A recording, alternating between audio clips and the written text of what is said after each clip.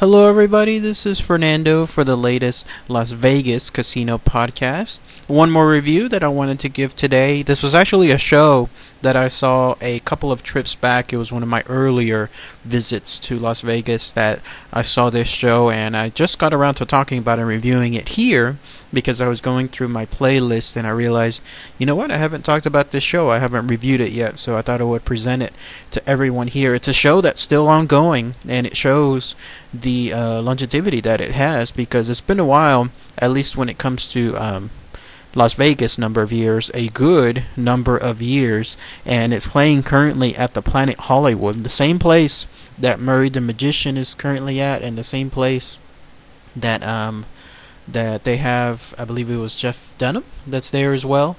And so with regards to this show, the gentleman's name is Gerry McCambridge, but he's more popularly known as the Mentalist. And it's a small show. It's one of those shows that's considered intimate because it's not a huge stadium that you're in. Probably it seats at most maybe about 100 people or so. And it's at a place within Planet Hollywood that you have to go through a long circular hallway of sorts that's just filled with shops. It's called a Miracle Mile for a reason because it probably is a mile long in diameter. And once you get to the end of it, that's where his place is at. It's on the second floor, right above the place where they sell tickets. Very intimate show, very hidden. Because not only when you get there at the box office and you get your tickets, they walk you to a second floor area that's not necessarily out in the open. Well, the front part is, it's like a patio of sorts near a bar. But the show itself, you have to travel within that building, within another flight of stairs, and then finally you get to the room. So it's very hidden. You would never know if you've never been there before. Any signs pointing directly to it. You always have to be led as an audience member straight to that theater. Very intimate show, though. Apparently you can seat up to 300 people. It's at the place called the V Theater. I don't know if I counted 300 people there, but when I was there, at least, it still was a pretty sizable crowd. There was just a few empty seats. So this guy, he's been selling it for a good while, and he's been there at the V Theater at the Planet Hollywood now for probably about 5-6 years or so. So again, it goes to show to his longevity, because in Las Vegas, anything involving 2 shows or more, that's considered a good streak. So yeah, The Mentalist, what is it? Basically, it's like this. It's not really magic show to a certain extent. It's not really a comedy show to a certain extent. It's a huge mixture of the two. But what he mainly focuses on is stuff where he can predict what people will do, or he will predict certain numbers, what people will write down, what people are thinking, that kind of stuff. That's the reason why it's called The Mentalist. You've probably seen him on several shows. He's one of those performers. He's very good at hustling. This guy Jerry, he'll present himself on various shows, always shows up on, let's say, talk shows or any other kind of outlets, especially on the local region there in Las Vegas. And I know this because, like most other Las Vegas shows, whenever the show's about to start, they play a brief clip, probably about 5 minutes, that shows every single item that he's practically been on as a way of promoting the show before the show. And when you get a good sense of that, you can tell that this is a guy that really, I guess, he loves his show, he loves promoting it, and finally when he comes out, he starts proceeding with exactly like what's going to happen with the show, how he's going to prove 100% how to sway an audience. His whole deal too is that, and he says this up front, he's not there to perform magic. He says all it's about when it comes to his particular trade is people can easily be swayed to think certain things.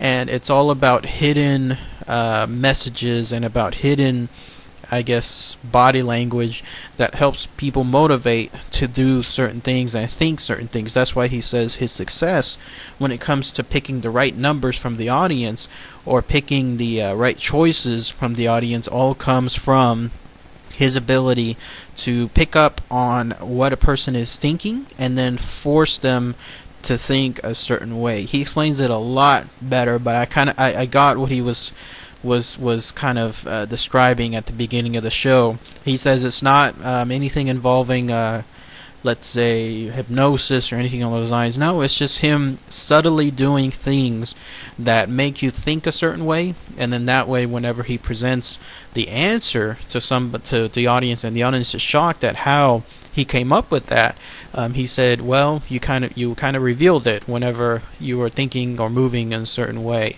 And what I mean is this: there's one part where he completely guessed a woman's phone number straight out of thin air, and it was 100% correct. I mean, that was kind of freaky, but that's not it. I'll give you the finale. The part that really blew my mind was at the top of the show, and this was there since the beginning of the show, since we first sat down all the way to the end, completely untouched. It was something that was covered in a drape, but it was hanging on the balcony. And he said, on top of that, finally he introduced it at the end of the show. He said, you may have seen this before while you were sitting down, you may have seen this throughout the show, but what I've done is I've written down a series of numbers on that particular item. And then he said, and based on how you will do the following items, those numbers will match exactly to the number what I wrote down before. And what he means is this: he handed out to the entire audience. So this was a good participation route by him.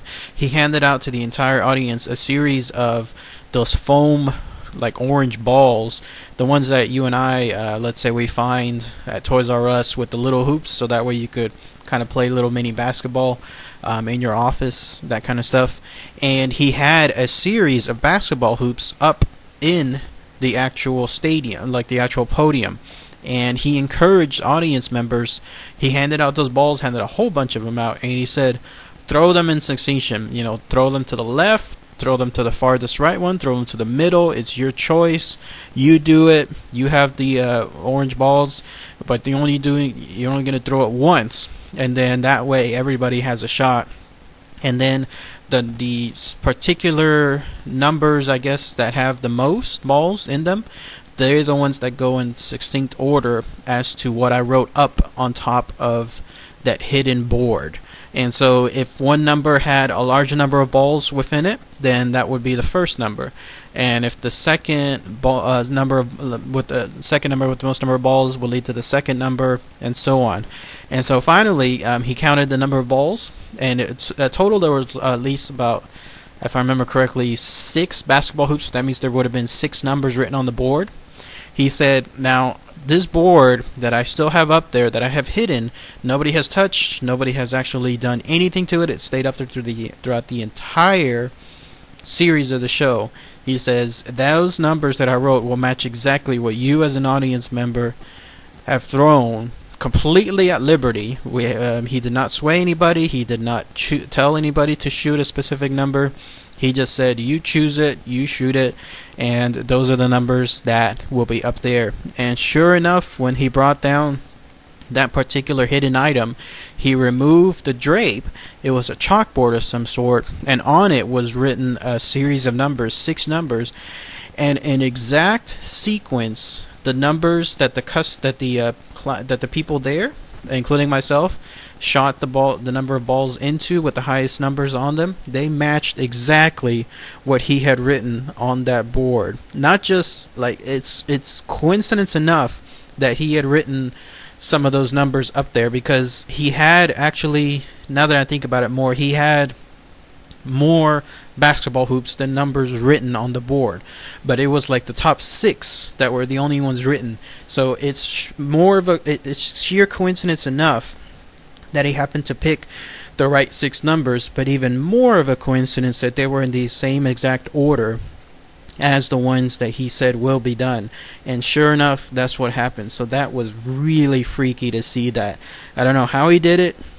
Somehow he was able, though, to correctly say, just like he did at the very beginning of the show, he said, the way I can influence people, the way that people can be subtly nudged into choosing what I want them to choose, that's how he knew that the people would shoot the balls straight into the right section of basketball hoops that led to those numbers. There was also some other sequences where he had audience members pick up, have him choose, I believe it was like a nail gun of some sort. He had 4 nail guns, and he put real nails into one of them and fake nails into another one, the other 3. And then he had an audience member choose and say, you will choose the one for last that will be the one with real nails. Otherwise, I'll be completely hurt. But he was able to, however he did it, he had the audience member choose the one that had the real nails to the very last end. That way, when he fired it, he was no longer aiming it at himself because it was the last one. Instead, he was aiming it at a balloon. And exactly as he said, that one had the real nails and it popped the balloon, while the other ones had fake nails. And those were real drills. Like, those were real power drills. I don't know how you can manipulate. Probably there is a way, anything involving like power drills, to only shoot fake nails, but however he did it, he was able to do it correctly. So The Mentalist, it's a pretty good show. It's there at the Planet Hollywood in the V Theater. Tickets are like halfway, in the halfway range. They're not too expensive, they're not too cheap either. I think I remember buying mine, it was somewhere like $40 for the VIPs, because I bought them at a discount, and regular prices I think they're somewhere up in the $50, so it's not too bad. But also, the nice thing about Planet Hollywood is, if you purchase a ticket there and you keep the stub, then if you go see another show and you show that stub, you automatically get 50% off. So be sure, if you do go see a show there at Planet Hollywood, be sure to keep that stub, because that's a great way to get instant 50% off tickets, just because you can prove that that you saw one of the other shows there. Great stuff. Again, The Mentalist, starring Gerry McCambridge, there at the Planet Hollywood, and specifically at the V Theater. Alright, thanks everybody. Take care.